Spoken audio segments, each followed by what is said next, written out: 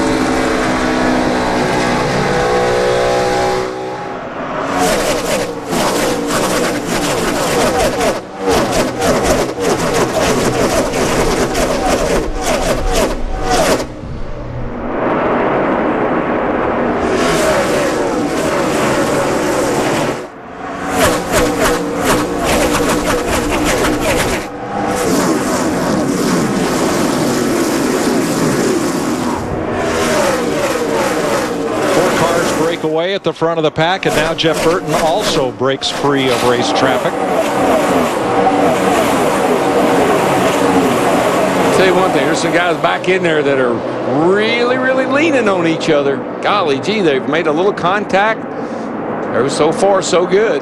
Well, I think one reason they're leaning on each other is a lot like that 19 car up there you see just in front of Jimmy Johnson, Elliott Sadler. He's the first car lap down. We almost have as many cars a lap down as we do lead lap cars. Those guys fighting to stay up there to maybe get the free pass should we get a caution. Elliott Sadler right now in the 19th position. Yeah, Jeff Gordon is so good, and when he gets out front, he just checks out on these guys. Second place, Jimmy Johnson has his hands full, and he is now the third place car. Dale Jr. moves into second. Steve. Mike, you guys have been talking about these race teams anticipating changes and keeping up with the racetrack. That's exactly what that number 8 crew did on the last pit stop. They actually reversed a change they made on the previous stop. They put air back in the left front tire. And the really good news for Junior fans is they had a wicked fast pit stop. It was sub 13 seconds, Matt. It's a work in progress for Jeff Burton and his 31 team. The last 2 stops, they've made small air pressure adjustments, just trying to tweak that race car's balance. Right now, he said it's still a little tight through the center of the corner. Let's go to Kristen. Steve Burns talked about adjustability, making changes back to where they did before with the 8. Well, that's exactly what the 20 did also. They put the air back in the tire that they had taken out on the previous stop. Tony said the car freeing up just a little bit. Dick Berggren. Well, Greg Biffle lost 6 positions on that last pit stop because the crew pulled a spring rubber out of the left rear corner of the car. That's a chassis tuning device. Here it is, and it worked. Biffle said the car is much better now. That spring rubber just lets the car turn better. It takes a little pressure off that left rear tire, frees the car up a little bit, lets it turn through the center of the corner much easier. And that's where he looked so good, just that lap right there down in turn 3 and 4. His car flew through the middle of the corner, almost so fast he had to roll out of the gas to keep from running over David Stremme in the 40.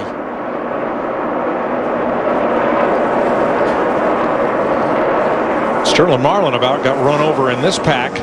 I mean, things are heating up when you're working lap traffic. Yeah. And there are, as Larry pointed out, so many lapped cars. Well, everybody's car is pretty good, you know, the restart. You got fresh tires on. Boy, I tell you, these guys are really racing hard, though. I keep waiting for one of them to run over the other one, but they haven't done it yet. Little group right in there with Dale Jarrett and them that are really treacherous. Just saw Denny Hamlin now. He is still a lap down in the 24th position. Got a lap down back on lap 70. We had to come pit road because of a left rear tire loose. That's about the 4th time today I've looked at Jeff Burton and go, what happened? Is something wrong with his car? No, he's big picture racing. Kurt Busch is faster than him. He found a place where Busch could pass him that it wouldn't slow up his momentum. Let him go on. Picks the throttle up once again. I tell you, sitting out front where Jeff Gordon is a place to be, and I'll show you a place it's not to be. These guys right here, they're 3 wide. They're hammering on each other. Got some guys in here that are not handling all that great. Look at the one car come off the corner there, all jacked out of shape.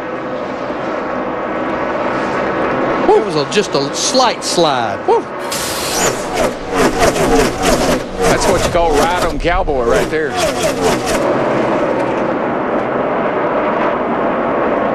Brian Vickers got the free pass on that brief debris caution. We've completed 129 laps in the Samsung 500 on Fox.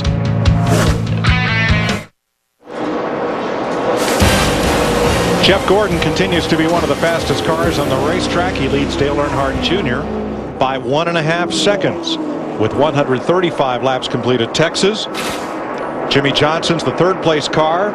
He is 4 seconds off the lead.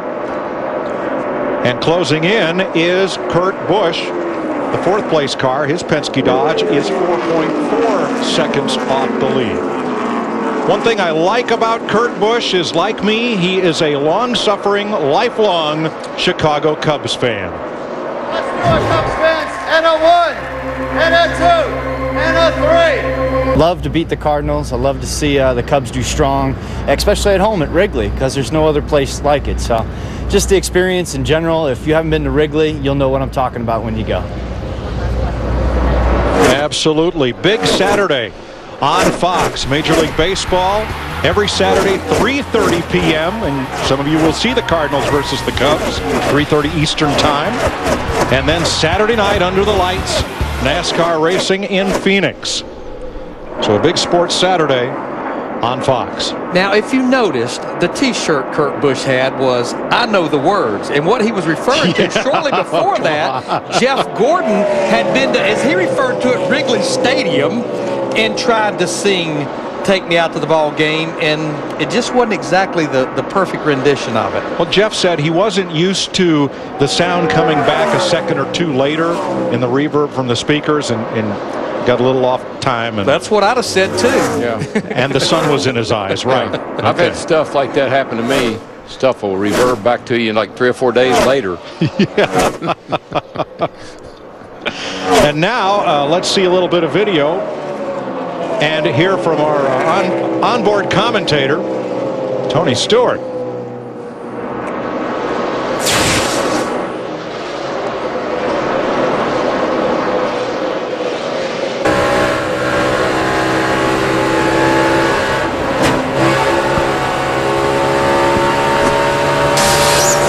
Bouncer off the wall off the 4.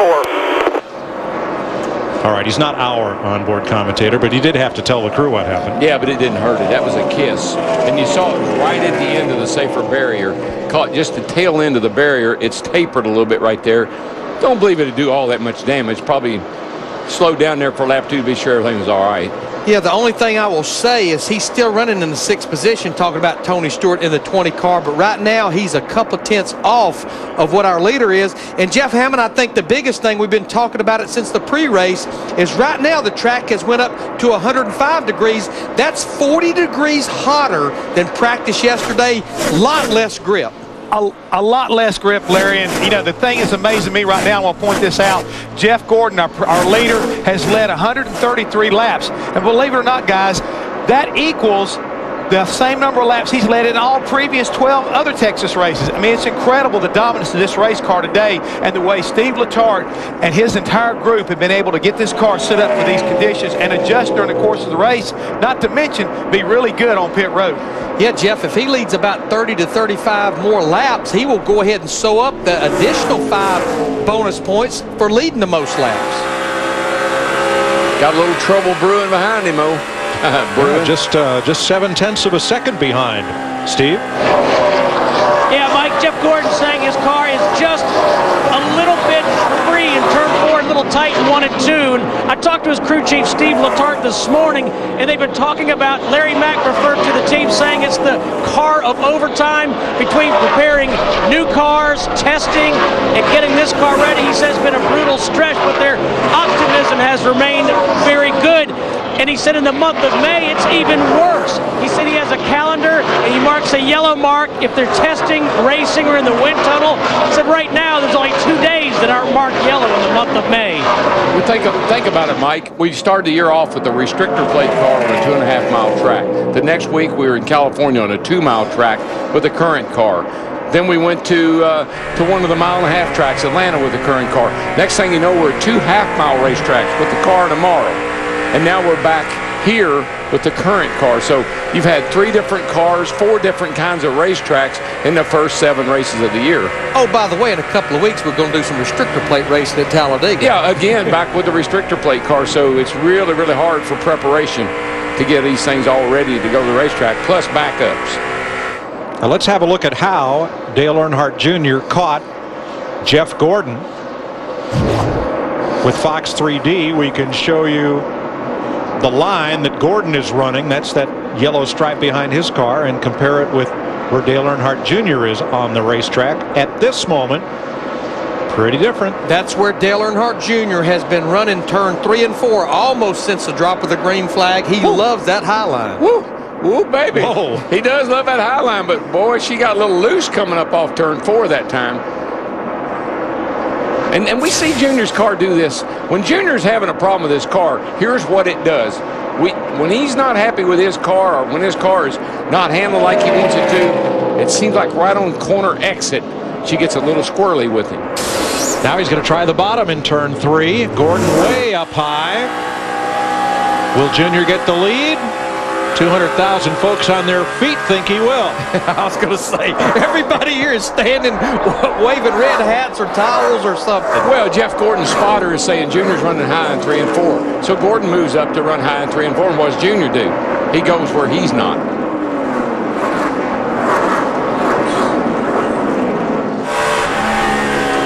You know, this has definitely been a racetrack that Dale Earnhardt Jr. has always ran well at. He got his very first career win here in 2000. One of the few Victory Lane celebrations his dad got to enjoy with him. I'll never forget, I rode out here that day on the helicopter with Dale Sr., and he was talking about how Junior and them had run the same setup in his Cup car that he'd been running in his Busch car. And Dale was adamant about it just can't work. That setup can't work in a Cup car. Great big sway bar, soft front springs. No way that's going to happen. But it did.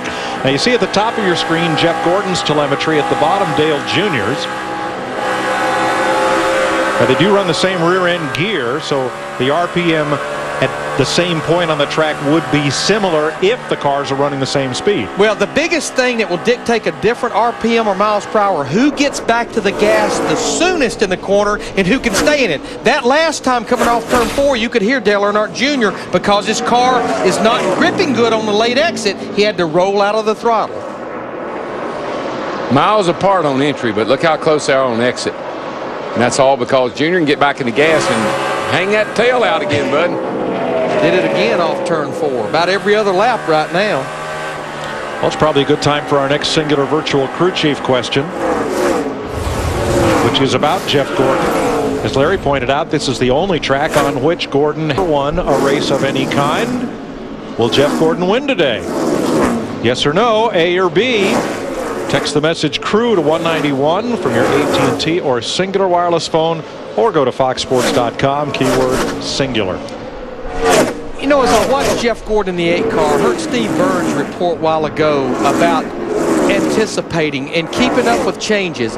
And to me, that's something that Tony Eury Jr. and Dale Earnhardt Jr., they've had missing for a long time, is they've never done a good job of keeping up with the right changes. Looks like they may be gaining on it, at least for today.